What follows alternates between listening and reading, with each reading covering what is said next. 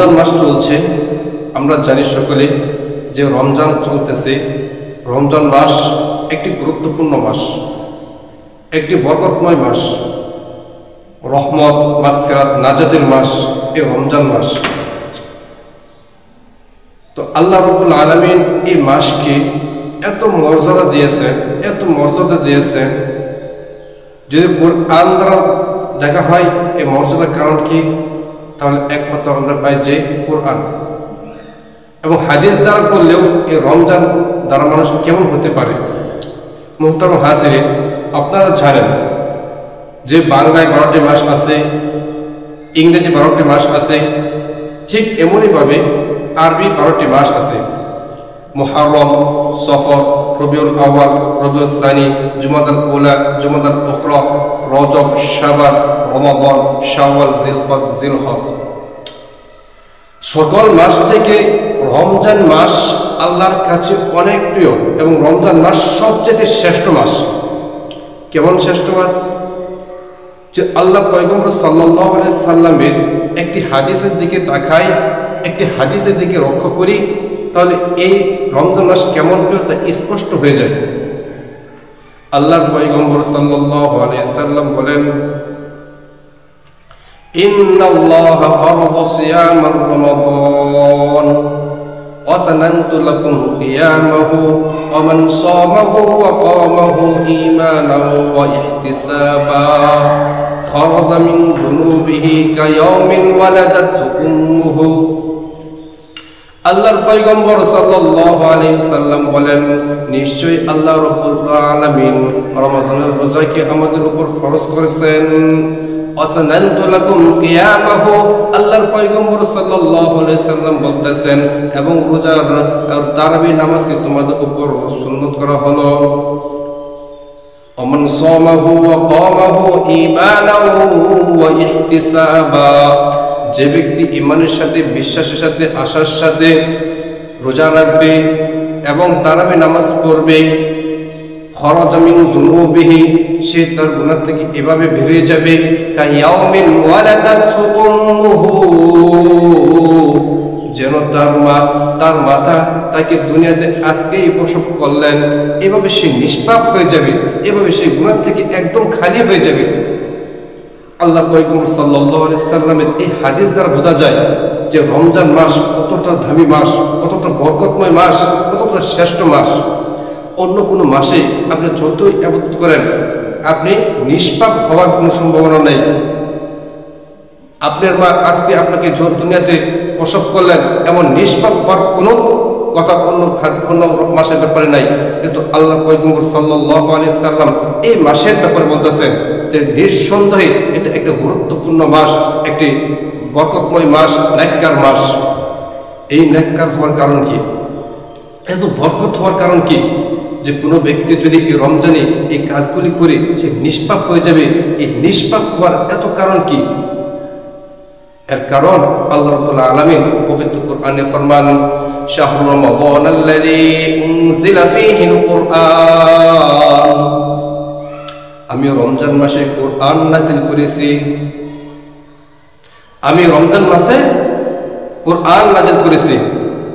কোরআন এই মাসে নাযিল হওয়ার কারণে আল্লাহর কাছে এই মাসটা সবচেয়ে প্রিয় হয়ে গেল। এই মাসে কোন ব্যক্তি নেক আমল করলে সে নিষ্পাপ হয়ে যাবে। দেখেন, এই মাসে কোরআন নাযিল করা হয়েছে যে রাতে, এই কোরআন নাযিল করা হয়েছে সেই রাতের ব্যাপারে আল্লাহ রাব্বুল আলামিন কি বলেন শুনেন, ইন্না আনজালনাহু ফি লাইলাতিল কদর ওয়া মা আদরাকা মা লাইলাতুল কদর। আল্লাহ রাব্বুল আলামিন তার হাবিব সাল্লাল্লাহু আলাইহি সাল্লামকে বলেন, ও হাবিব, ইন্না আনজালনাহু লাইলাতুল কদর, লাইলাতুল কদরকে আপনি জানেন। আল্লাহর হাবিব কোনো কথা বলেন না, চুপচাপ, কারণ এর আগে কোনো দিন লাইলাতুল কদরের কথা শুনেন নাই। এর জন্য আল্লাহর হাবিব কোনো কথা বলেন নাই, চুপচাপ বসে আছেন। ওয়ামা আদরাকা মা লাইলাতুল কদর, আল্লাহ রাব্বুল আলামিন আবার বললেন, ও হাবিব, লাইলাতুল কদর কি আপনি জানেন? আল্লাহর হাবিব আবার কোন কথা বলেন না, উত্তর দেন না। আল্লাহ রাব্বুল আলামিন তিনি নিজেই বলতেছেন, লাইলাতুল কদর খায়রুম মিন আলফি শাহর, লাইলাতুল কদর এমন একটি রাত্র যে রাত্রটি 1000 মাস থেকে উত্তম। তাহলে দেখেন, যে রাত্রে আল্লাহ রাব্বুল আলামিন কোরআন নাযিল করলেন, সেই রাত্রটা 1000 মাস থেকে উত্তম মাস করে দিলেন। কিসের কারণে হলেন? এই রাতে কোরআন নাযিল হওয়ার কারণে। এখন দেখেন, যে ফেরেশতা কোরআনকে আল্লাহর পক্ষ থেকে বহন করে আমাদের নবী সাল্লাল্লাহু আলাইহি সাল্লামের কাছে নিয়ে আসছেন, সেই ফেরেশতার মর্যাদা কেমন? হাদিস এবং কোরআন গবেষণা করলে দেখা যায়, যত ফেরেশতা আছে সমস্ত ফেরেশতার থেকে মর্যাদার দিক দিয়ে হযরত জিবরাইল আলাইহির মর্যাদা অনেক ঊর্ধ্বে। হযরত জিবরাইল আলাইহিস সালাম আল্লাহর পক্ষ থেকে যে ওহী নিয়ে আমাদের নবীর কাছে আসলেন, যে কোরআন নিয়ে আসলেন, এবং এখন আমরা দেখি সেই নবীর মর্যাদা কেমন। আল্লাহ রাব্বুল আলামিন পবিত্র কালামে ফরমান, ওমা আরসালনাকা ইল্লা রাহমাতাল লিল আলামিন। ও হাবিব, আমি আপনাকে সারা বিশ্বের রহমত স্বরূপ নাযিল প্রেরণ করেছি। আল্লাহ রাব্বুল আলামিন আপনার নবী হযরত মুহাম্মদ সাল্লাল্লাহু আলাইহি সাল্লামকে সারা বিশ্বের রহমত স্বরূপ নাযিল প্রেরণ করেছেন। আল্লাহ রাব্বুল আলামিন শুধু সারা বিশ্বের রহমত হিসেবে প্রেরণ করেন এমনই নয়, আমাদের নবী সাল্লাল্লাহু আলাইহি সাল্লাম সাইয়্যিদুল মুরসালিন, সাইয়্যিদুল আখিরাইন, অর্থাৎ শুধু মানুষের সর্দার নয়, সমস্ত নবীদের সর্দার এবং উভয় জাহানের সর্দার। সুবহানাল্লাহ, সুবহানাল্লাহ। যেই নবীর উপর এই কোরআন নাযিল হয়েছে, সেই নবী সমস্ত নবীর সর্দার। কিসের কারণে?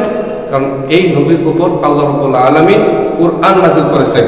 এই কোরআনকে নাযিল করার কারণে এই নবী সমস্ত নবীর থেকে শ্রেষ্ঠ হয়েছেন। সমস্ত নবীর থেকে তিনি সমস্ত নবীর সর্দার। এখন আসেন, আল্লাহ রাব্বুল আলামিন এই কোরআনকে কেমন ভালোবাসেন। আল্লাহর পয়গম্বর সাল্লাল্লাহু আলাইহি সাল্লাম ফরমান, আল কুরআন আহাব্বু ইলাল্লাহ মিনাস সামাওয়াতি ওয়াল আরদি ওয়া মান ফীহিন। আল্লাহর পয়গম্বর সাল্লাল্লাহু আলাইহি সাল্লাম ফরমান, যে ব্যক্তি আল্লাহর কাছে এই কোরআন এতই প্রিয়, সাত আসমান এবং জমিনে যা কিছু আছে এর থেকে আরো বেশি প্রিয়।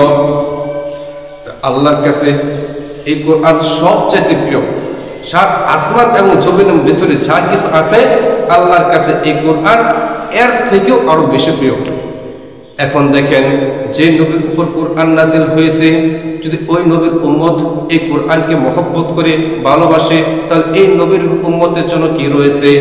আল্লাহ পয়গম্বর সাল্লাল্লাহু আলাইহি সাল্লাম ফরমান, আল কুরআন শাফিউন মুশাফফাউন ওয়া মাহিলুন মুসাদ্দাকুন ওয়া মান জাআলাহু আমামাহু কাদাতাহু ইলাল জান্নাহ ওয়া মান জাআলাহু খালফা যহরিহি সাকাতাহু ইলান নার। আল্লাহর পয়গম্বর সাল্লাল্লাহু আলাইহি সাল্লাম ফরমান, আল কুরআন শাফিউন মুশাফফা, কোরআন এমন সুপারিশকারী, তার সুপারিশ গ্রহণ করা হবে, গৃহীত হবে। মাহিলুম মুসাদ্দাকুন, এমন বিতর্ককারী যার বিতর্ক মেনে নেওয়া হবে। ওমান জাআলাহু আমামাহু কাদাহু ইলাল জান্নাহ।